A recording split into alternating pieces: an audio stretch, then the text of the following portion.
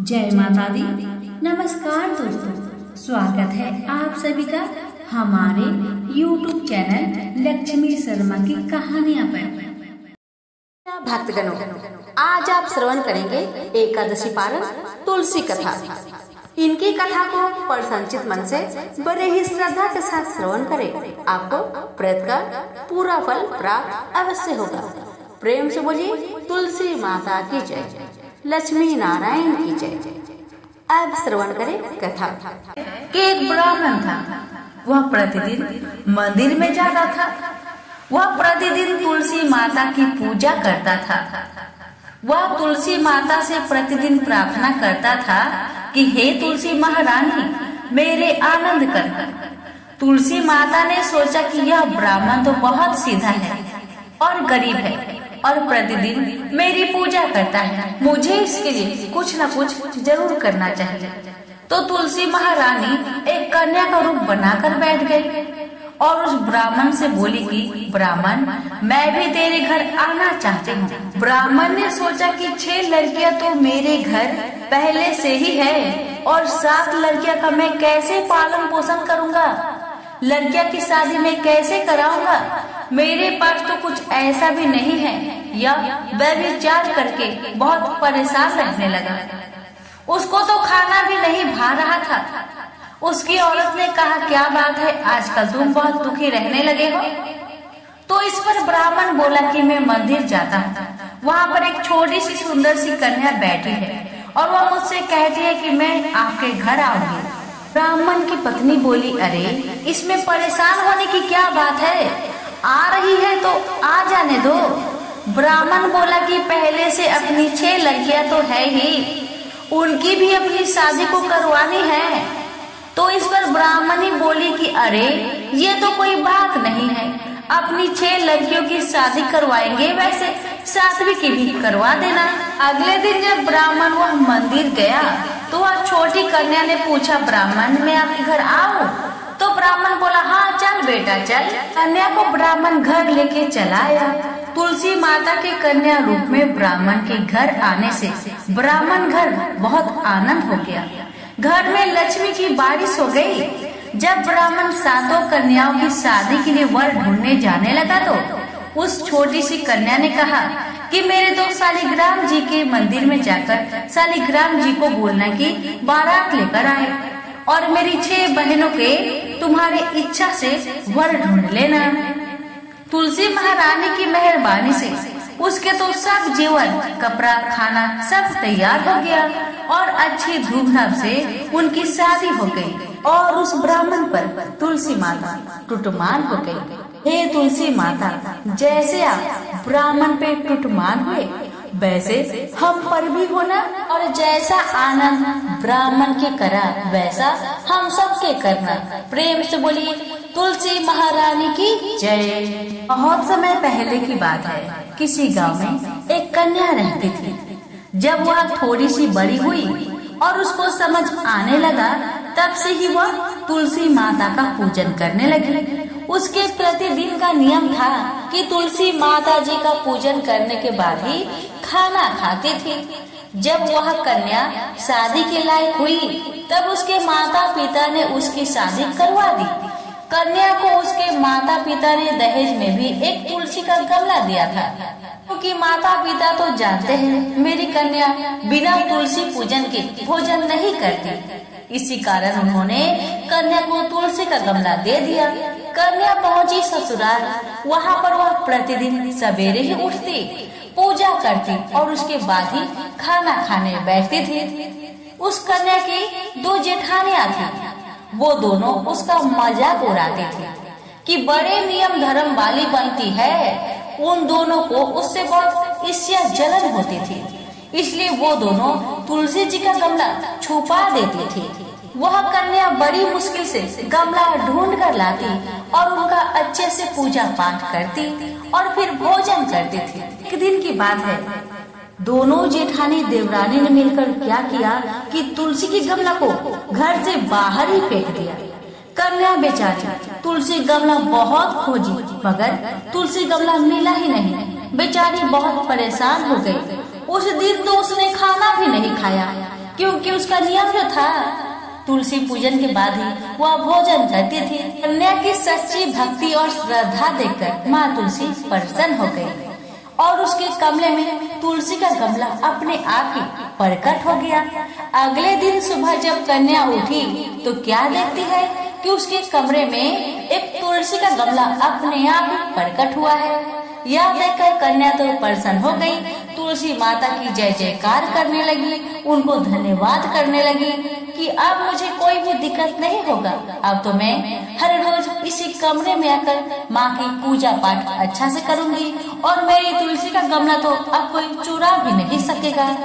तो कन्या रोज सुबह जल्दी उठती और स्नान करके माता रानी तुलसी महारानी का पूजन कर लेती और उसके बाद ही खाना खाने बैठ जाती। तो एक दिन की बात है, जब वह कन्या तुलसी माता का पूजन करके खाना खाने बैठी तो जेठानियां मजाक उड़ाने लगी कि देवरानी का तो नियम धर्म पूरा हो गया। उससे पूछती है कि क्या तुमने तुलसी पूजन कर ली है? तो देवरानी धीरे से बोलती है, हाँ मैंने कर लिया। जेठानी बोलती है, कहाँ से कर ली पूजा? गमला तो हमने बहुत दूर फेंकवा दिया था। तो देवरानी कहती है, आप लोगों को विश्वास नहीं है तो जाइए मेरे कमरे में जाकर देख लीजिए। जब दोनों जेठानियां उस कन्या के कमरे में जाती है, यहाँ पर बहुत सुंदर माँ तुलसी का गमला को पाती है। ये देखकर दोनों देवरानी जेठानी को अपनी गलती का एहसास हुआ। उन्होंने माँ तुलसी से क्षमा याचना की और अपनी देवरानी से भी क्षमा याचना की। कहने लगी, देवरानी तुम्हारी भक्ति सच्ची है, हमें माफ कर दो। हमने तुम्हें बहुत तकलीफ दिया, बहुत परेशान किया, हमें माफ कर दो। आज से हम दोनों भी तुम्हारे साथ माँ तुलसी का नियम पूर्वक पूजन करेंगे। तुलसी माता की कृपा से उस कन्या के ससुराल में अन्न धन के भंडार भर गए।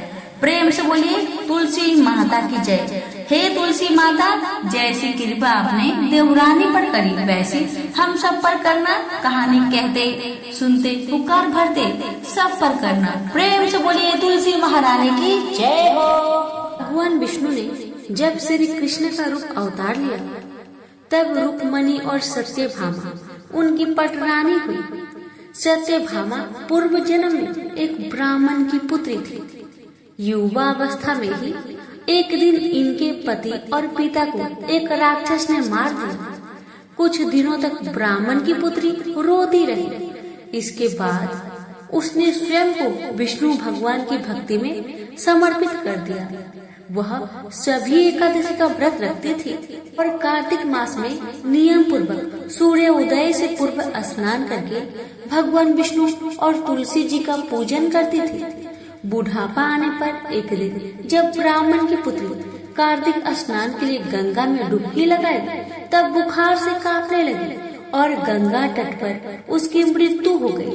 उसी समय विष्णु लोक से एक विमान आया और ब्राह्मण की पुत्री का दिव्य शरीर विमान में बैठकर विष्णु लोक को पहुंच गया।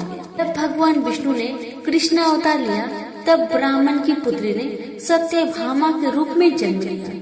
कार्तिक मास में दीपदान करने के कारण सत्यभामा को सुख और संपत्ति प्राप्त हुई। नियमित तुलसी में जल अर्पित करने के कारण सुंदर वाटिका का सुख मिला।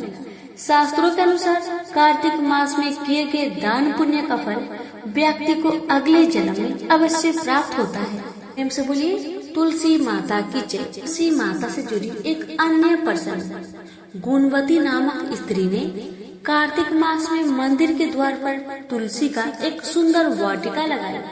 उस पुण्य के कारण वह अगले जन्म में सत्यभामा बनी और सदैव कार्तिक मास का व्रत करने के कारण वह भगवान श्री कृष्ण की पत्नी बनी। यह है कार्तिक मास में तुलसी आराधना का फल। इस मास में तुलसी विवाह की भी परंपरा है, जो कार्तिक मास की पूर्णिमा तिथि को किया जाता है। इसमें तुलसी के पौधे को सजाया संवारा जाता है एवं भगवान शालग्राम का पूजन किया जाता है। तुलसी का विधिवत विवाह किया जाता है। जो व्यक्ति यह चाहता है कि उसके घर में सदैव शुभ कर्म हो, सदैव सुख शांति का निवास रहे, उसे तुलसी की आराधना अवश्य करनी चाहिए। कहते हैं कि जिस घर में शुभ कर्म होते हैं वहाँ तुलसी कभी भी हरी भरी नहीं रहती। तुलसी हमारी आस्था एवं श्रद्धा की प्रतीक है एवं अपरिमित औषधीय गुण से युक्त भी है। वर्ष भर में तुलसी में जल अर्पित करना एवं सायंकाल तुलसी के नीचे दीप जलाना अत्यंत श्रेष्ठ माना जाता है। कार्तिक मास में तुलसी के समीप दीपक जलाने से मनुष्य अनंत पुण्य का भागी बनता है। इस मास में तुलसी के समीप दीपक जलाने से व्यक्ति को साक्षात लक्ष्मी की कृपा प्राप्त होती है, क्योंकि तुलसी में साक्षात लक्ष्मी का निवास माना गया है। राधा रानी और तुलसी कथा। एक बार राधा जी सखी से बोली, सखी तुम श्री कृष्ण की प्रसन्नता के लिए किसी देवता की ऐसा पूजा बताओ जो परम सौभाग्यवर्धक हो। तब समस्त सखियों में श्रेष्ठ चंद्रनंदा ने अपने हृदय में एक क्षण तक कुछ विचार किया, फिर बोली, राधे परम सौभाग्यदायक और श्री कृष्ण की प्रीति के लिए वरदायक व्रत है तुलसी की सेवा।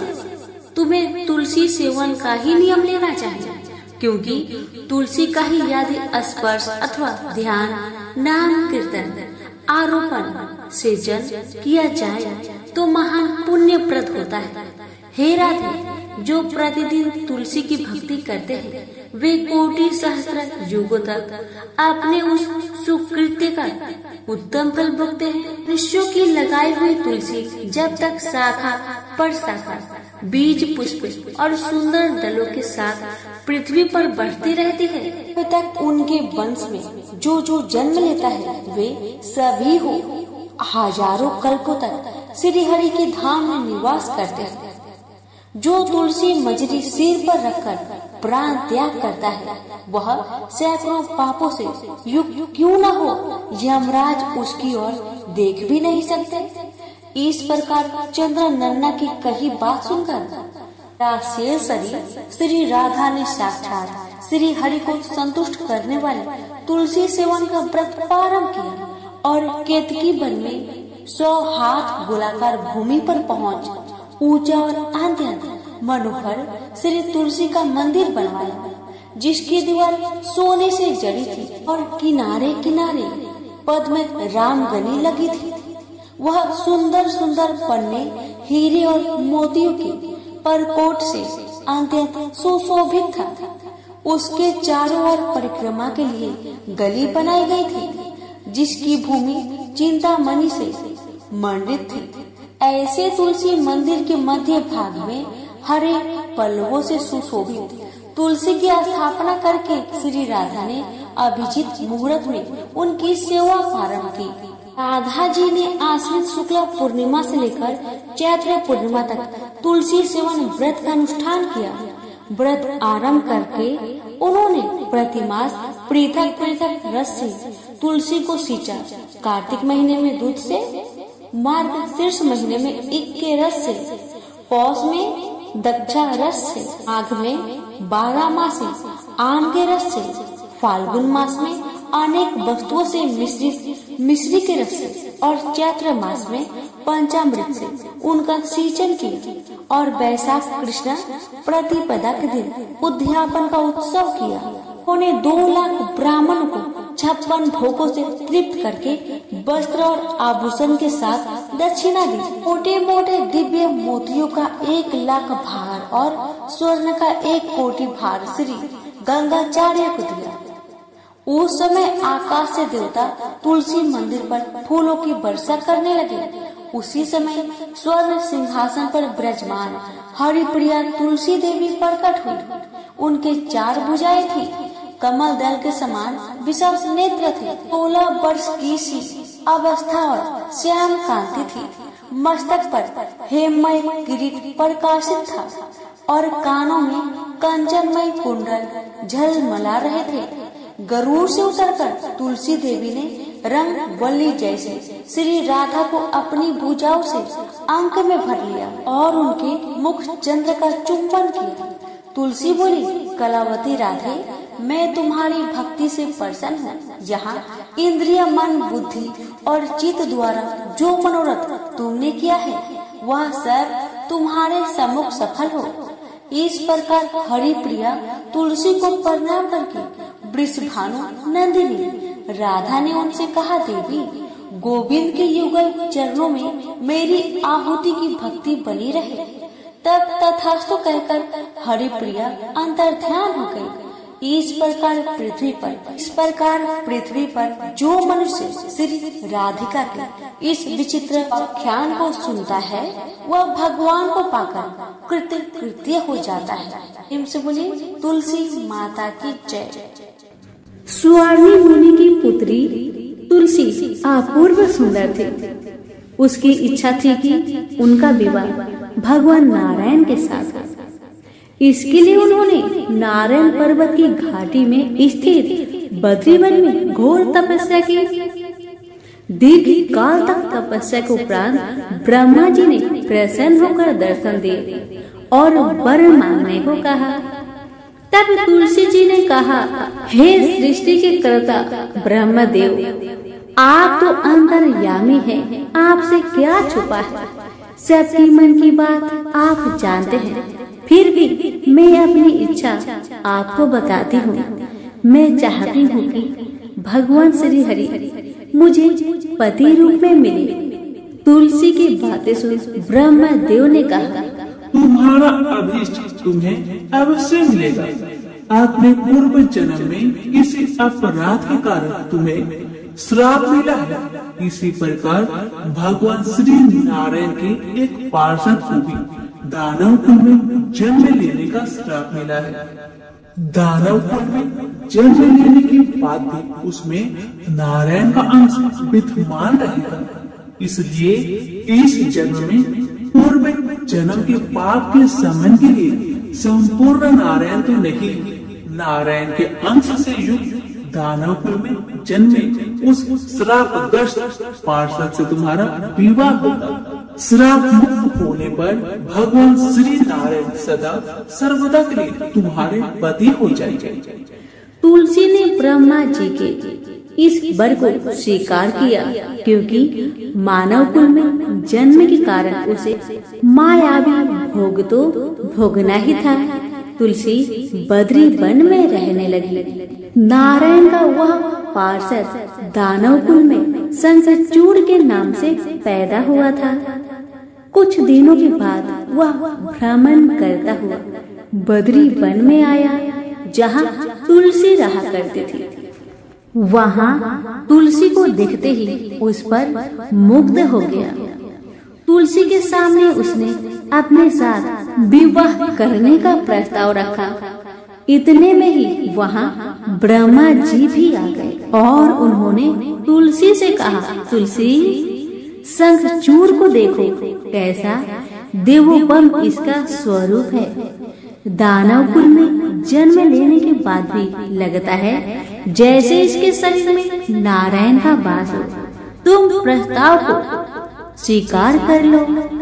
तुलसी को भी लगा कि उसकी तपस्या पूर्ण हुई है, उसे इच्छित फल मिला है। शंखचूड़ के साथ उसका गंधर्व विवाह हो गया और वह शंखचूड़ के साथ उसके महल में पत्नी बनकर आ गया। शंखचूड़ ने अपनी परम सुंदरी सती सावधी पत्नी तुलसी के साथ बहुत दिनों तक राज्य किया। उसने अपने राज्य का इतना विस्तार किया कि देवलोक तक उसके अधिकार में आ गया। स्वर्ग का सुख भोगने वाले देवताओं की दशा भिखारियों की जैसी हो गई।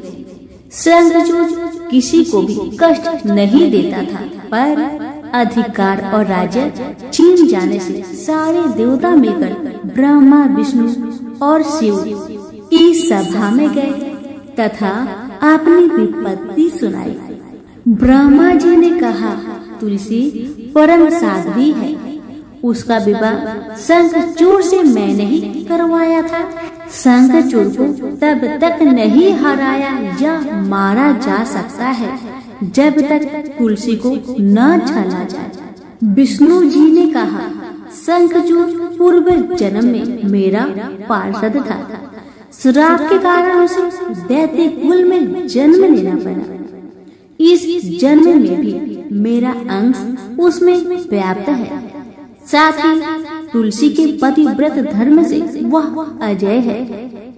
फिर देवताओं की सम्मति से भगवान शिव ने शंखचूड़ के पास संदेश भेजा कि या तो वह देवताओं का राज्य लौटा दे या फिर उनसे युद्ध करे। शंखचूड़ भगवान शंकर के पास पहुंचा। उसने कहा, देवादिदेव, आपके लिए देवताओं का पक्ष लेना उचित नहीं है। राज्य बढ़ाना हर राजा का कर्तव्य है। मैं किसी को दुखी नहीं कर रहा हूँ। देवताओं से कहिए वे मेरी प्रजा को कर रहे।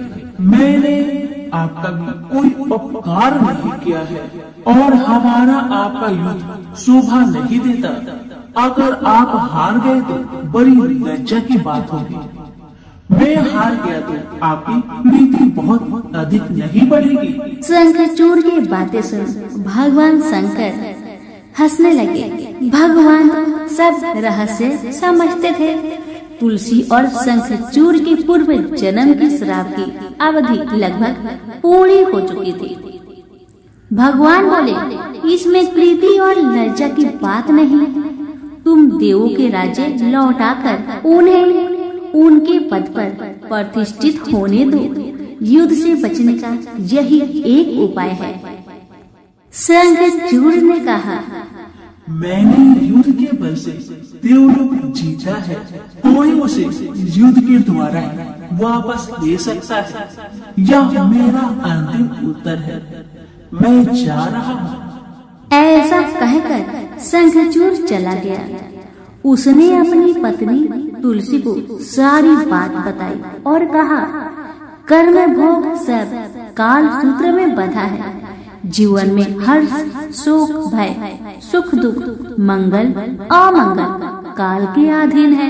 हम तो केवल निमित्त हैं। संभव है भगवान शिव दोनों का पक्ष लेकर मुझसे युद्ध करें। तुम चिंता मत करना। तुम्हारी सती तेज मेरी रक्षा करेगी। दूसरे दिन भगवान शंकर ने नेतृत्व में देवताओं ने युद्ध छेड़ दिया। शंखचूड़ ने भीषण बाणों की वर्षा कर उनका वेग रोका। उसके प्रहार से देवता डगमगाने लगे। उसने दानवी शक्ति का प्रयोग कर माया भी आरंभ किया। युद्ध स्थल पर दानव शंखचूड़ किसी को दिखाई नहीं देता था, पर उसका अस्त्र शस्त्र देवताओं पर प्रहार कर देवताओं को घायल कर रहा था। अब देवतागण अपना अस्त्र शस्त्र चलाए तो किस पर चलाए और कैसे चलाए, क्योंकि कोई शत्रु सामने था ही नहीं। कई दिनों तक इस तरह भयंकर युद्ध चला। शंखचूड़ पराजित नहीं हुआ। तब भगवान शिव ने विष्णु जी से कहा, विष्णु कुछ उपाय करिए, अन्यथा मेरा तो सारा यश मिट्टी में मिल जाएगा। तब श्री हरि विष्णु ने सोचे, बल से तो शंखचूड़ को हराया नहीं जा सकता, इसलिए छल का सहारा लेना होगा। उन्होंने तुरंत अपना स्वरूप शंखचूड़ जैसा बनाया और वस्त्र शस्त्र से सज्जित हो तुलसी के पास आए और बोले, प्रिय, मैं युद्ध में जीत गया। सारे देवता भगवान शंकर समेत हार गए। आओ इस खुशी में आओ, मैं तुम्हें अंक से लगा लूं। पति को प्रत्यक्ष करा देख तथा विजय का समाचार सुन वह दौड़कर मायावी शंखचूड़ के गले से लिपट गई। इस प्रकार पति पत्नी दोनों ने आलिंगन को खूब खुशी मनाई। पर पुरुष के साथ इस प्रकार का व्यवहार से उसका सती तेज नष्ट हो गया। उसका सती तेज जो शंखचूड़ की कवच के रूप में रक्षा कर रहा था, वह कवच नष्ट हो गया। शंखचूड़ शक्तिहीन हो गया। यह जानते ही भगवान शंकर ने अपने त्रिशूल से प्रहार किए। त्रिशूल के लगते ही शंखचूड़ जलकर भस्म हो गया। शंखचूड़ के मरने को जानकर विष्णु अपने असली स्वरूप में आ गए। सामने अपने पति शंखचूड़ के स्थान पर भगवान विष्णु को खड़ा देख तुलसी बहुत विस्मित हुई। उसको पता लग गया कि स्वयं नारायण ने उसके साथ छल किया है। क्रोध में आकर उसने श्राप दिया, एक सती स्त्री का अस्तित्व भंग करने के अपराध में तुम हृदय ही पत्थर हो जाओ। विष्णु ने तुलसी के श्राप को सिरोधार्य कर कहा, देवी तुम्हारा तथा शंखचूड़ के कल्याण के लिए मुझे ऐसा करना पड़ा। तुम दोनों को श्राप मुक्त करना था। तुम भी अब शरीर त्याग कर तुलसी बिरुवा के रूप में जन्म लोगी और मेरी पूजा तुलसी दल से होगी। मैं सालग्राम पत्थर बनूंगा। मेरे शीश पर तुम आदर से विराजमान होगी। तुम्हारे पति की हड्डियों के चूर्ण से शंख की उत्पत्ति होगी। उस शंख ध्वनि से देवताओं तथा मेरी पूजा आराधना होगी। जहाँ शंख ध्वनि होगी वहाँ मंगलमय में मैं विराजमान रहूंगा। तुमने पूर्व जन्म में बद्री वन में मुझे पाने के लिए बड़ी तपस्या की थी। अब अगले जन्म में मैं नारायण पर अस्तर के रूप में बद्रीनाथ वन में स्थापित हो जाऊंगा और मेरी पूजा अर्चना फल फूल से न होकर तुम्हारी तुलसी दल से होगी। मेरे शीश पर विराजमान होकर तुम मुझसे भी पूजा पद प्राप्त करोगी। प्रेम से बोले तुलसी माता की जय हो, शालिग्राम जी की जय हो, विष्णु भगवान की जय हो। बहुत समय पहले की बात है। एक गांव में एक ननद भाभी रहा करती थी। ननद अभी कंवारी थी। उस परिवार में ननद, भाभी और भाई, इन तीनों के अलावा और कोई भी नहीं रहता था। भाभी तो कभी कोई पूजा पाठ करती ही नहीं थी और ननद हर रोज तुलसी माता की पूजा क्या करती थी, उनकी बड़ी सेवा करती थी। बिना तुलसी पूजन के ननद कभी भोजन नहीं करती थी। ननद का पूजा पाठ देख के भाभी को बहुत क्रोध आता था। कभी कभी भाभी तो अपनी ननद से ऐसे भी कह देती थी कि जब तुम्हारा विवाह होगा ना तो मैं तुम्हें और बराती को तुलसी ही खाने दूंगी और दहेज में यही दूंगी। इसी तरह समय निकलने लगा, दिन बीतने लगे। अब तो ननद भी बड़ी हो गई थी। भाई ने अपनी बहन के लिए एक अच्छा घर और वर ढूंढा। अब तो बहन की शादी पक्की हो गई। बहन की शादी वाले दिन भाभी ने क्या किया, बारातियों के सामने तुलसी का गमला फोड़ कर रख दिया। लेकिन ननद की सच्ची भक्ति और श्रद्धा से तुलसी माता बहुत प्रसन्न थी। इसी कारण से तुलसी माता की कृपा से तुलसी का गमला स्वादिष्ट व्यंजन में बदल गया। ये चमत्कार देखकर भाभी बहुत आश्चर्यचकित हो गई। लेकिन फिर भी उसका आदत नहीं किया। उसने फिर क्या किया, अपने ननद को गहने के बदले में तुलसी की मंजरी पहना दी। लेकिन तुलसी माता की कृपा से वह मंजरी भी सोने के आभूषण में बदल गए। ये देखकर भी भाभी बहुत हैरान हुई, मगर फिर भी अपनी करतूत करनी न बंद किया। उसने फिर वस्त्रों के स्थान पर तुलसी का जनेऊ रख दिया। लेकिन तुलसी माता की कृपा से वह तुलसी का जनेऊ रेशमी और सुंदर वस्त्र में बदल गया। ननद की भाभी बहुत पापिन थी, इसलिए तुलसी माता की महिमा को न जान सकी। भाई ने अपने बहन को बड़े प्यार और आदर के साथ विदा किया।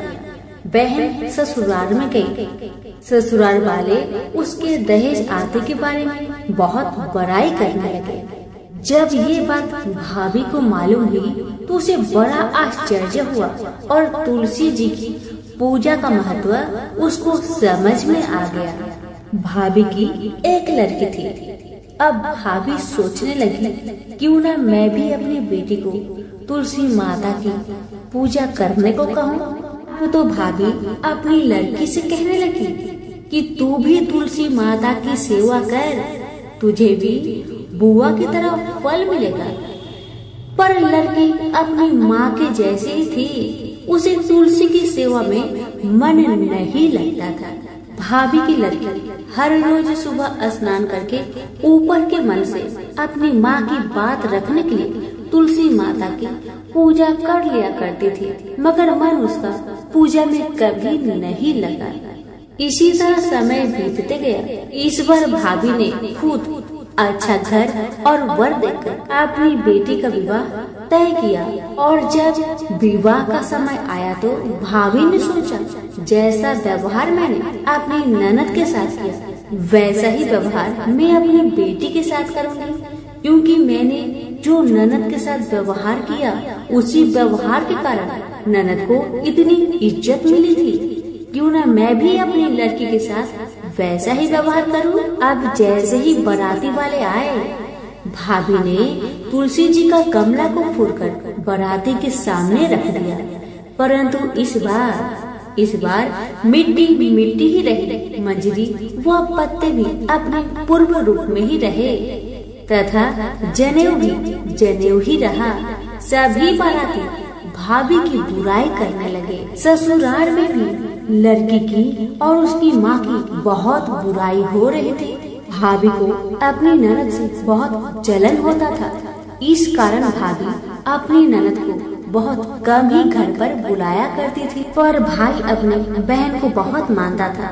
भाई ने एक दिन सोचा, बहन की शादी किए हुए बहुत साल हो गए, क्यों ना मैं अपने बहन से मिलकर आऊं, उसके ससुराल जाऊं। अब भाई ने अपनी इच्छा अपनी पत्नी को बताया। पत्नी से कहा, कुछ सौगात ले जाने के लिए कुछ दो। बहन का घर जाऊंगा, खाली हाथ कैसे जाऊं, कुछ हो तो मुझे दो।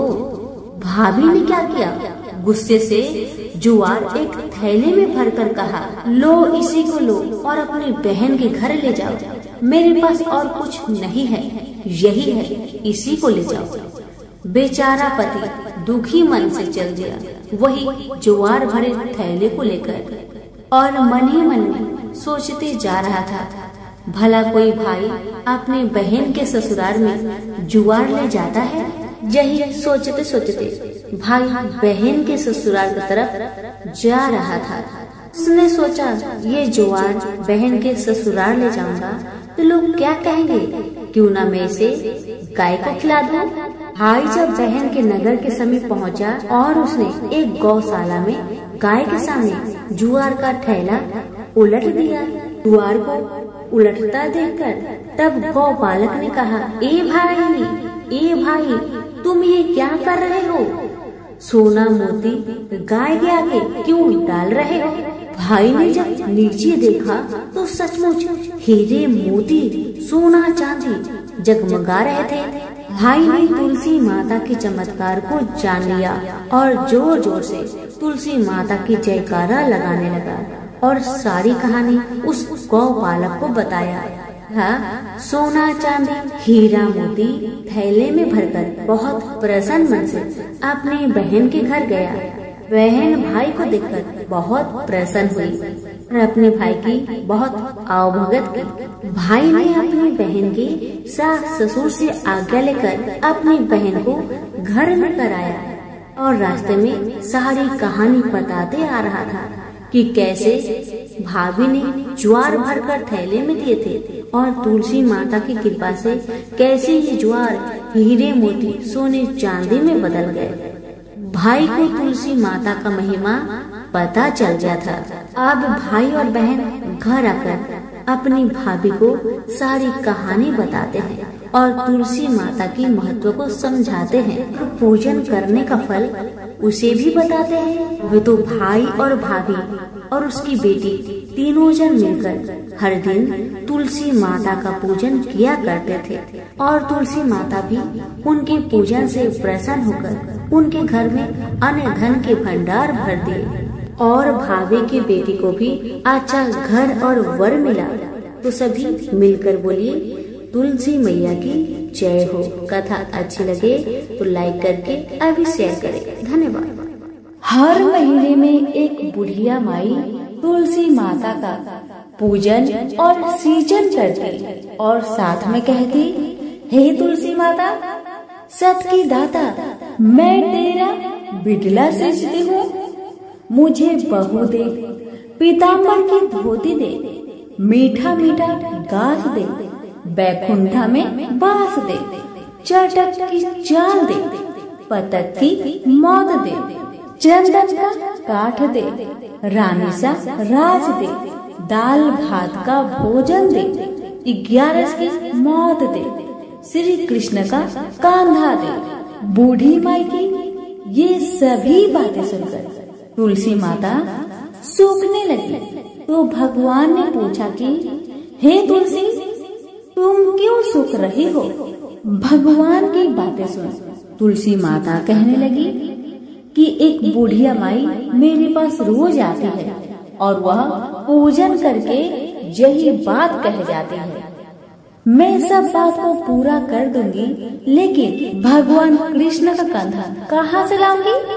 तो भगवान बोले, जब वो बुढ़िया मरेगी तो मैं अपने आप उसे कंधा देने आ जाऊंगा। तो बुढ़िया माई से कह देना। समय बीतता गया। जब बुढ़िया माई मर गई, सब लोग आ गए। जब माई को ले जाने लगे तो वह किसी से न उठी। तब भगवान एक 12 वर्ष के बालक का रूप धारण करके आए। बालक ने कहा, मैं कान में एक बात कहूँगा तो बुढ़िया माई उठ जाएगी। बालक ने कान में कहा, बुढ़िया माई मन की निकाली, पीताम्बर की धोती ले, मीठा मीठा घास ले, बैकुंठा बास ले, चटक की चाल ले, पटक की मौत ले, कृष्ण जी का कांधा ले। यह सुनकर बुढ़िया माई हल्की हो गई। भगवान ने कंधा दिया और बुढ़िया माई को मुक्ति मिल गई। हे तुलसी माता, जैसे बुढ़िया माई को मुक्ति दी वैसे सबको देना। प्रेम से बोले तुलसी मैया की जय हो। एक नगर में एक गरीब ब्राह्मण अपनी पत्नी के साथ रहता था। वह भिक्षा मांग मांग कर अपना जीवन गुजारता और भगवान की पूजा में लगा रहता था। वह उतने ही भिक्षा मांगता जिससे उसके और उसके परिवार का पेट भर सके। उस नगर का राजा बहुत धनवान था और ब्राह्मणों का आदर करने वाला था। राजा किसी भी ब्राह्मण को अपने महल से खाली हाथ नहीं जाने देते थे। दूर दूर से ब्राह्मण राजा के पास आते और मुंह मांगा दान लेकर आशीर्वाद देते हुए वापस चले जाते थे। एक दिन ब्राह्मण की पत्नी ने ब्राह्मण से कहा कि दूर दूर के ब्राह्मण राजा से मनचाहा दान लेकर चले आते हैं और तुम भी यहाँ रहकर राजा के पास नहीं जाते। जन्म भर में कंगाली का झक झेलूं, आज तुम जाओ और राजा से कुछ मांग कर लाओ। ब्राह्मण ने पत्नी को समझाते हुए कहा, तू तो बावरी है, हमें धन की क्या जरूरत? हमें इतना तो मिल ही जाता है जिससे हम अपना पेट भर सके, और राजा का धन तो अच्छा नहीं होता, वो हमें नहीं लेना चाहिए। ब्राह्मण की पत्नी जिद पर अड़ गई और बोली, मैं तुम्हारी एक भी बात सुनने वाली नहीं। कब तक हम कंगाली में जीते रहेंगे? तुम तो रोज माला लेकर बैठ जाते हो। अपने बच्चे को क्या खिलाएंगे और क्या पहनाएंगे? जब बच्चे दूसरे बच्चों को पहनते, ओढ़ते और खाते पीते देखेंगे तो उनका भी मन ललचाएगा। अब तुम राजा के पास जाओ, राजा बहुत भला व्यक्ति है, वो हमें मुंह मांगा दान जरूर देंगे। मजबूर होकर ब्राह्मण राजा के महल की ओर चल पड़ा, और राजा उसमें महल में नहीं था। ब्राह्मण को वापस लौटना पड़ा। दूसरे दिन ब्राह्मण की पत्नी ने ब्राह्मण को फिर से महल में भेजा, परंतु राजा फिर से महल में नहीं मिला। तीसरे दिन राजा महल में गया और उसने ब्राह्मण का स्वागत किया और उसे आसन पर बैठाया, और साथ में ब्राह्मण देवता से 2 दिन न मिल पाने के लिए क्षमा भी मांगी। राजा ने कहा, मैं आपकी क्या सेवा कर सकता हूँ? ब्राह्मण ने कहा, जो मैं मांगू वो आप दे सकेंगे? राजा ने कहा, हाँ हाँ कहिए, मैं आपकी क्या सेवा कर सकता हूँ? ब्राह्मण ने निवेदन किया, महाराज मैं कुछ और नहीं चाहता, बस आप मुझे अपने पसीने की कमाई से 4 पैसे दान में दे दीजिए। ब्राह्मण की बात सुन राजा बहुत हैरान हो गए और मन ही मन सोचने लगे कि मेरे महल में कितने सारे धन पड़े हैं पर मेरी मेहनत की एक कौड़ी भी नहीं है। राजा ने ब्राह्मण से कहा, आप मुझे 1 दिन का समय दें, मैं कल आपको आपका मुंह मांगा दान दूंगा। ब्राह्मण महल से अपने घर को खाली हाथ ही लौट आए। ब्राह्मण को खाली हाथ आता देख पत्नी बोली, क्या हुआ, राजा ने कुछ दिया नहीं? ब्राह्मण बोला, राजा ने कल देने के लिए कहा है। ब्राह्मण की पत्नी सोचने लगी, शायद इन्होंने बहुत सारा धन मांगा होगा और राजा को इसकी व्यवस्था करने में समय लग रहा होगा, इसलिए कल बुलाया है।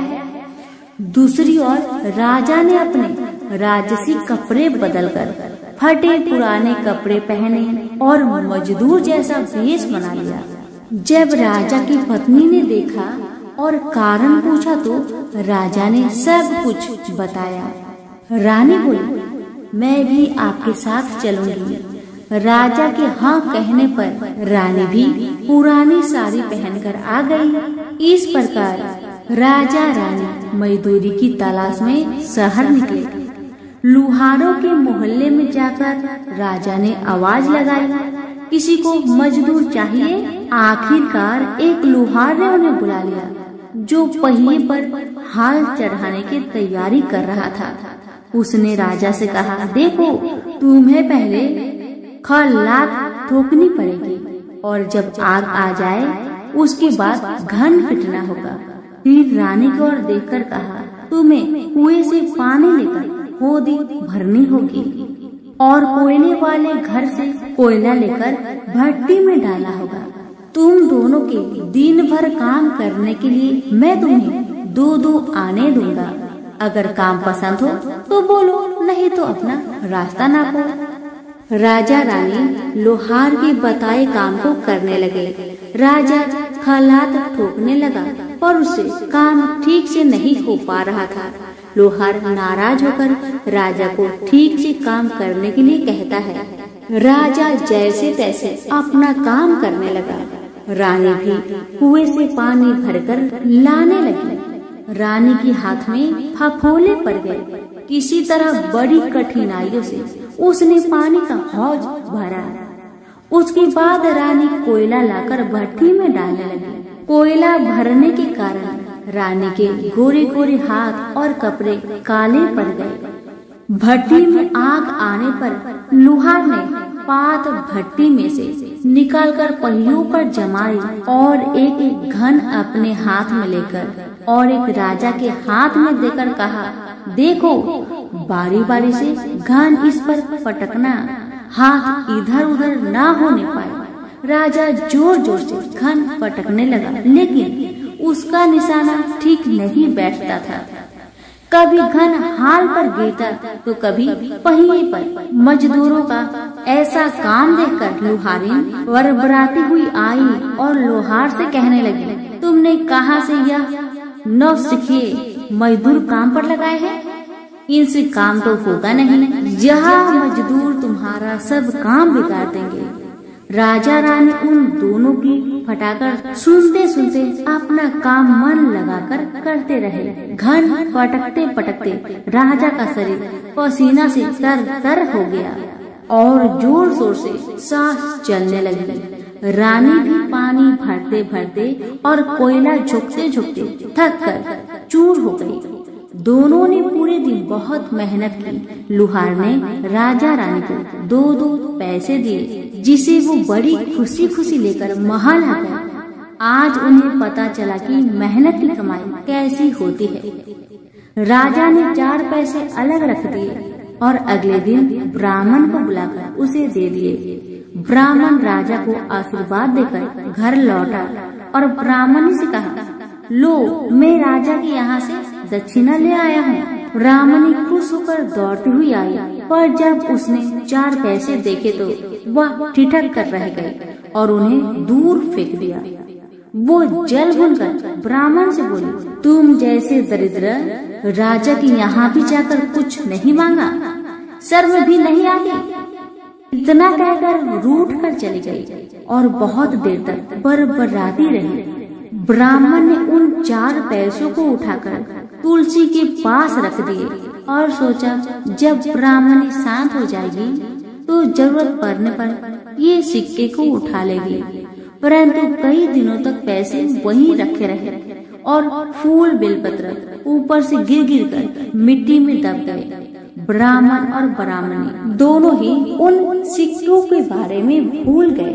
कुछ दिनों के बाद तुलसी जी के घर में 4 पौधे उगे। चारों पौधे बहुत सुंदर थे। यह देख ब्राह्मणी रोज उसमें पानी डाल देती। 4 महीने बाद वो पौधे बड़े हो गए और उनमें फूल लगने लगे। फूल सूखने पर इनसे मोती झड़ने लगे। ब्राह्मण और ब्राह्मणी ने कभी मोती नहीं देखे थे। वो समझे कि कोई बीज है। हर रोज कई कई फूल झड़ते और मोती पूरे तुलसी पर बिखर जाते। ब्राह्मणी उन मोतियों को समेट कर घर के एक कोने में डाल देती। इस तरह वहाँ मोतियों का ढेर लग गया था। एक दिन एक सब्जी वाली आई। ब्राह्मणी को सब्जी लेनी थी पर उसके पास पैसे नहीं थे। उसने सब्जी वाली से कहा, क्या तुम इन चमकदार बीजों के बदले सब्जी दे सकती हो? सब्जी वाली ने देखा तो वो पहचान गई, अरे ये तो मोती है।